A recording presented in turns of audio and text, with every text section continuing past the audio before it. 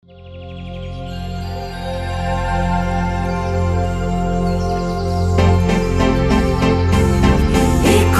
l'histoire du petit chaperon rouge, une histoire extraordinaire qui est arrivée au petit chaperon rouge quand elle partait chez sa grand-mère. Dans les bois elle faisait... Le petit chaperon rouge. Il était une fois une petite fille de village, la plus jolie qu'on eût su voir. Sa mère en était folle, et sa mère grand plus folle encore. Cette bonne femme lui fit faire un petit chaperon rouge, qui lui seyait si bien que partout on l'appelait le petit chaperon rouge. Un jour, sa mère, ayant cuit et fait des galettes, lui dit « Va voir comme se porte ta mère grand, car on m'a dit qu'elle était malade.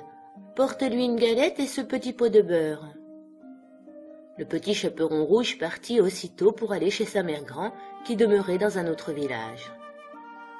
En passant dans un bois, elle rencontra compère le loup, qui eut bien envie de la manger, mais il n'osa à cause de quelques bûcherons qui étaient dans la forêt.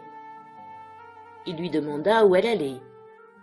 La pauvre enfant, qui ne savait pas qu'il est dangereux de s'arrêter à écouter un loup, lui dit « Je vais voir ma mère grand et lui porter une galette avec un petit pot de beurre que ma mère lui envoie. »« Demeure-t-elle bien loin ?» lui dit le loup.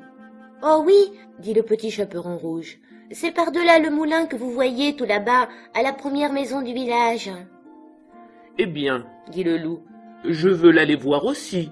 Je m'y en vais par ce chemin-ci, et toi par ce chemin-là, et nous verrons qui plus tôt y sera. » Le loup se mit à courir de toute sa force par le chemin qui était le plus court, et la petite fille s'en alla par le chemin le plus long, s'amusant à cueillir des noisettes, à courir après des papillons, et à faire des bouquets des petites fleurs qu'elle rencontrait. Le loup ne fut pas longtemps à arriver à la maison de la mère grand. Il heurte. « Qui est là ?»« C'est votre fille, le petit chaperon rouge, » dit le loup en contrefaisant sa voix, « qui vous apporte une galette et un petit pot de beurre que ma mère vous envoie. » La bonne mère grand, qui était dans son lit à cause qu'elle se trouvait un peu mal, lui cria « Tire la chevillette, la bobinette chérera !» Le loup tira la chevillette et la porte s'ouvrit. Il se jeta sur la bonne femme et la dévora en moins de rien, car il y avait plus de 3 jours qu'il n'avait mangé. Ensuite, il ferma la porte et s'alla coucher dans le lit de la mère grand, en attendant le petit chaperon rouge, qui quelque temps après vint heurter à la porte. « Qui est là ?»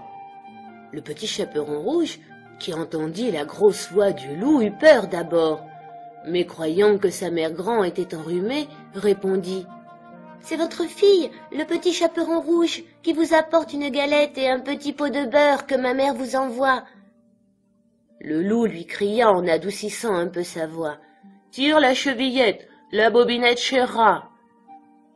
Le petit chaperon rouge tira la chevillette et la porte s'ouvrit.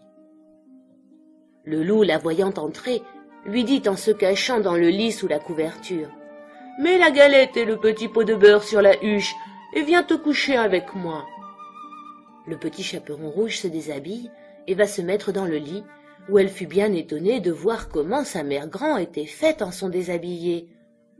Elle lui dit « Ma mère grand, que vous avez de grands bras. »« C'est pour mieux t'embrasser, ma fille. »« Ma mère grand, que vous avez de grandes jambes. »« C'est pour mieux courir, mon enfant. »« Ma mère grand, que vous avez de grandes oreilles. »« C'est pour mieux écouter, mon enfant. »« Ma mère grand, que vous avez de grands yeux. »« C'est pour mieux voir, mon enfant. »« Ma mère grand, que vous avez de grandes dents. »« C'est pour te manger. » Et en disant ces mots, ce méchant loup se jeta sur le petit chaperon rouge et la mangea.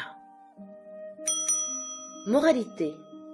On voit ici que de jeunes enfants, surtout de jeunes filles, belles, bien faites et gentilles, font très mal d'écouter toutes sortes de gens, et que ce n'est pas chose étrange s'il en est temps que le loup mange.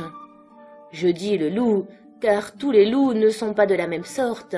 Il en est d'une humeur accorte, sans bruit, sans fiel et sans courroux, qui, privés, complaisants et doux, suivent les jeunes demoiselles jusque dans les maisons, jusque dans les ruelles.